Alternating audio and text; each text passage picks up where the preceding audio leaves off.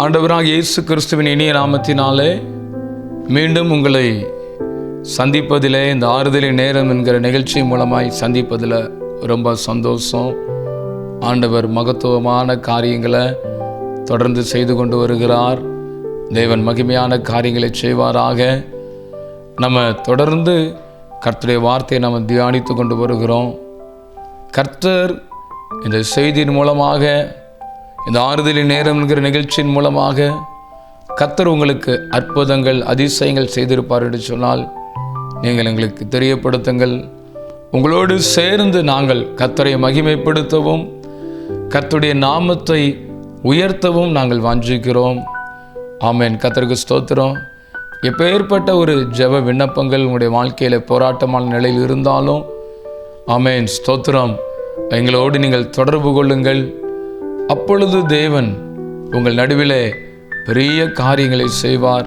தொடர்ந்து நாங்கள் உங்களுக்காக ஜெபிக்கிறோம். கர்த்தர் உங்களை ஆசீர்வதிப்பார். இந்த நாளில் நம்ம தியானம் செய்ய போகிறோம். யாக்கோபு 4ஆம் அதிகாரம் 5வது வசனம் நாம் இன்றைக்கு தியானிக்க போகிறோம்.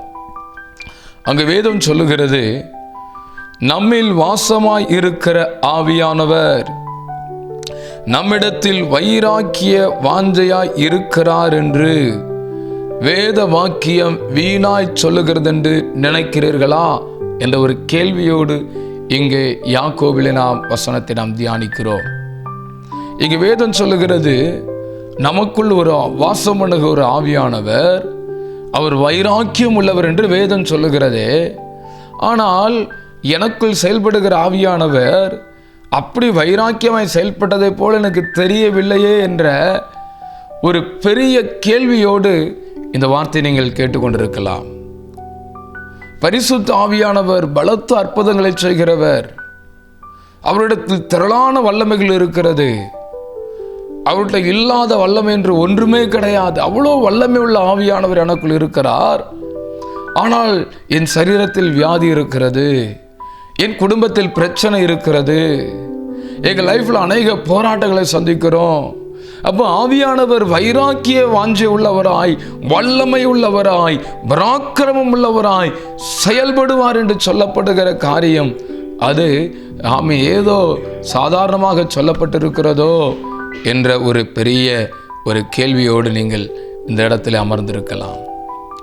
இன்றைக்கு நாம் தியானிக்க போகிற காரியம் என்னன்னா, உங்களுக்குள் இருக்கிற பரிசுத்த ஆவியானவர் அவர் வல்லமை உள்ளவர், அவர் பராக்கிரமம் உள்ளவர்.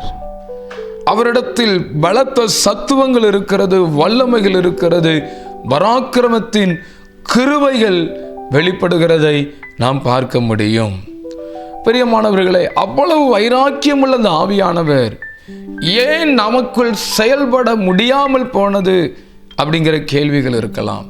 சிலர் சொல்லுவாங்க, பாஸ்டர் ஆவியானவர் என்கிட்ட பேசினாருன்னு சொல்கிறாங்க. சிலர் எனக்கு அந்த ஆவியானவர் சுகம் கொடுத்தாருன்னு சொல்கிறாங்க. சிலர் அந்த ஆவியானுடைய பிரசனத்தை உணர்ந்துன்னு சொல்கிறாங்க. அப்படியே வல்லமை என் மேலே அளவில்லாமல் இறங்குறதை நான் உணர்ந்தேன்னு சொல்கிறாங்க. ஆனால் என்னுடைய வாழ்க்கையில் அப்படிப்பட்ட பெரிதான ஒரு காரியம் ஒன்றும் இல்லையே என்ற ஒரு பெரிய கேள்வியோடு இருக்கலாம். இன்னைக்கு நம்ம தியானிக்க போகிற காரியம் என்னன்னா, ஏன் பரிசுத்த ஆவியானவர் நமக்குள் முழு பலத்தோடு செயல்பட முடியவில்லை?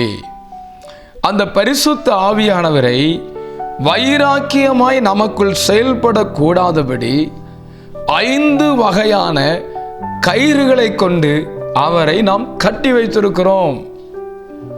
அதனால அந்த 5 வகையான கயிறுகளை கலச்சி எடுத்தால்தான் அங்கே ஆவியானவர் உங்களுக்குள்ளேயும் எனக்குள்ளேயும் வைராக்கியமுள்ளவராய் அவர் செயல்பட முடியும். வல்லமை உள்ளவராய், பராக்கிரமம் உள்ளவராய் அவர் செயல்பட முடியும். 5 காரியங்கள்ல நம்ம தியானம் செய்ய போகிறோம். முதல்ல, ஆவியானவர் நமக்குள் வைராக்கியமாய் செயல்படக்கூடாதபடி முதல்ல என்ன கயிறுனால அவரை நம்ம கட்டி வச்சிருக்கிறோம் அப்படின்னா, இங்கே யாக்கோபு 4ஆம் அதிகாரம் 4ஆம் வசனம் சொல்லுகிறது, உலக சிநேகம் தேவனுக்கு விரோதமான பகை என்று அறியீர்களா?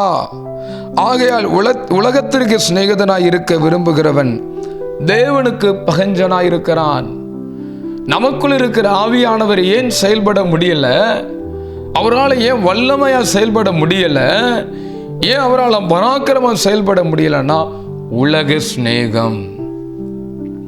உலக சிநேகம், உலகத்தை சிநேகிப்பது, உலக ஆசை, உலக விருப்பம் இடலம் சொல்லலாம். உலகத்தில் ஏதாவது ஒரு பொருளை பார்த்து அதை எனக்கு வாங்கிடணுங்கிற ஒரு விருப்பம். ஜவுளி கடைக்கு போனால் ஒரு பொருளை பார்த்து அதை வாங்கிடணும். ஒரு வீட்டு பால் காப்புக்கு போனால் அந்த வீடு நல்லா இருந்துச்சுன்னா அதே மாதிரி எனக்கு ஒரு வீடு வேணும்.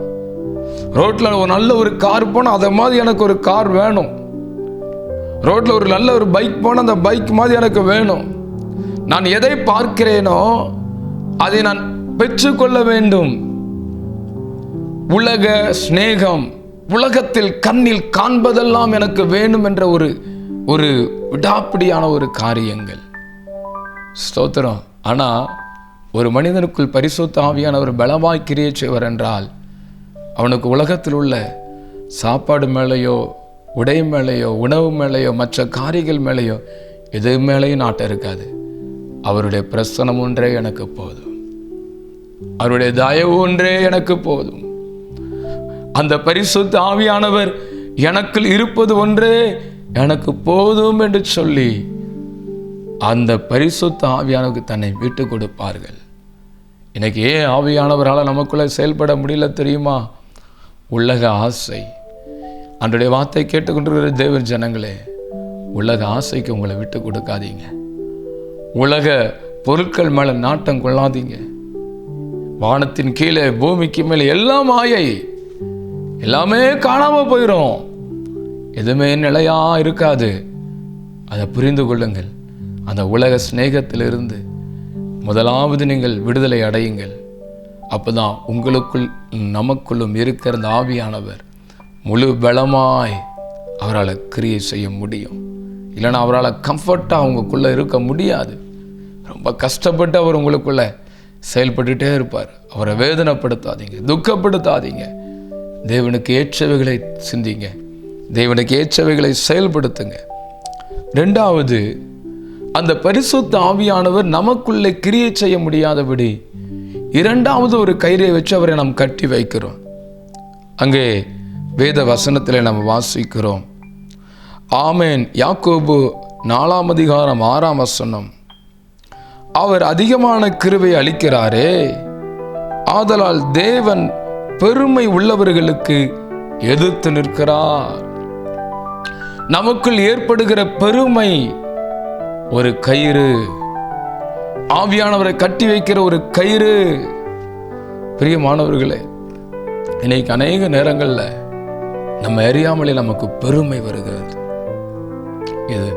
இது நான் செய்த வேலை அல்லவா, நான் சம்பாதித்த சம்பாத்தியத்தினால் தான் என் குடும்பம் ரன் ஆகி கொண்டிருக்கிறது, நான் கொடுக்கிற சம்பளத்தில் தான் என்னுடைய குடும்பமே வாழ்ந்து கொண்டிருக்கிறது, நான் மட்டும் இந்த மாதிரி சம்பாதிக்கலன்னா என் குடும்பம்லாம் இன்னைக்கு எங்கே ஒன்றுமே இல்லாமல் போயிருக்கும். அந்த மாதிரி தன் சம்பாத்தியத்தை குறித்த பெருமை. எனக்கு மாதம் 1 லட்சம் ரூபா வருமானம் வருது, எனக்கு மாதம் 2 லட்சம் ரூபா வருமானம் வருது. வருமானத்தை குறித்த பெருமை, திறமையை குறித்த பெருமை. இவ்வளோ திறமை இருக்கு, அதனால நான் எங்கேனாலும் சாய்ச்சிருவேன். பெருமை, மாம்சீகமான பெருமைகள். பிரியமானவர்களே, கர்த்தருக்கு ஸ்தோத்திரம். இன்னும் இந்த உலகத்திலே பலவிதமான காரியங்களை குறித்து நம்ம பெருமையாய் நாம நினைக்கிறோம். இவைகளெல்லாம் தேவனுக்கு முன்னாடி ஒன்றுமே கிடையாது. என் படிப்பு, எவ்வளோ பெரிய படிப்பு நான் படிச்சிருக்கேன் தெரியுமா? நான் எவ்வளோ பெரிய பதவியில் நான் இருக்கிறேன் தெரியுமா? என் அதிகாரம் தெரியுமா? இது நான் கட்டின பாபிலோன் அல்லவா? இந்த கல்யாணம் என்னால தான் நடந்துச்சு. ஸ்தோத்திரம்.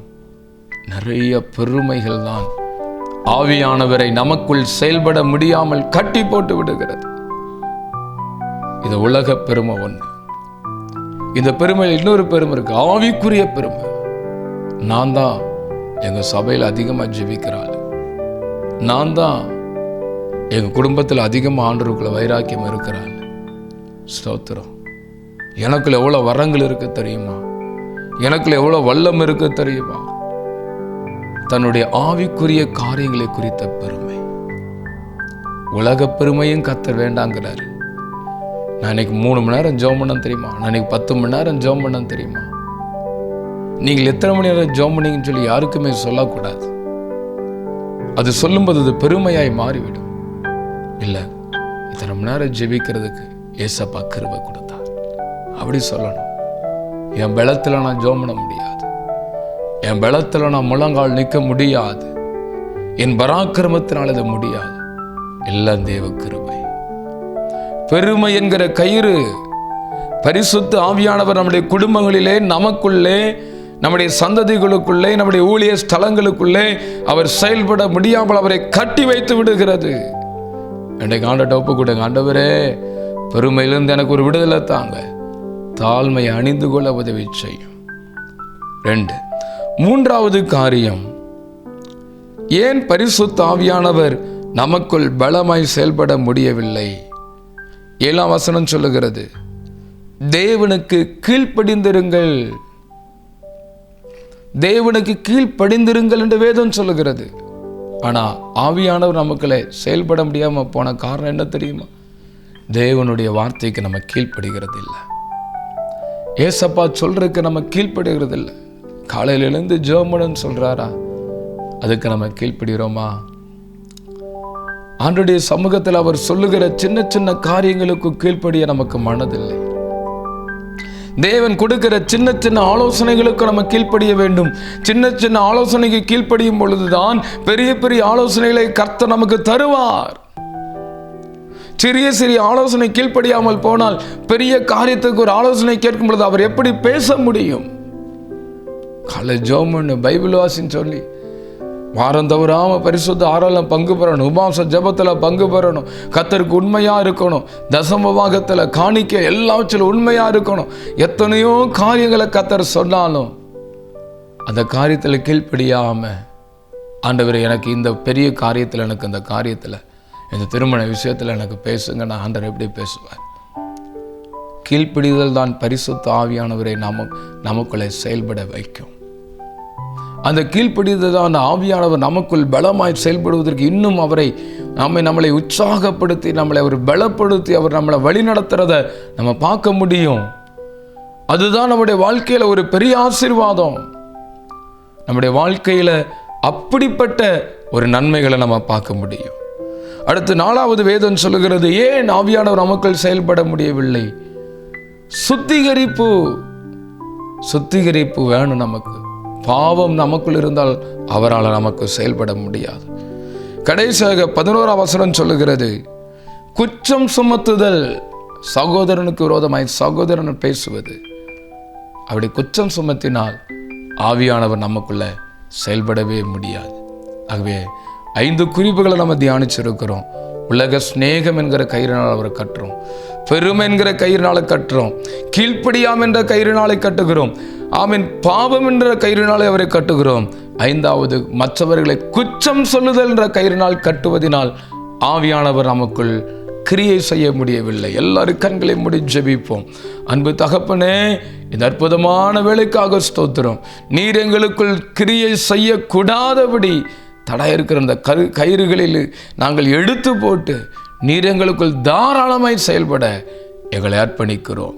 இயேசுவின் நாமத்தில் ஜெபிக்கிறோம் நல்ல பிதாவே. ஆமென். ஆமென். God bless you. ஆமென்.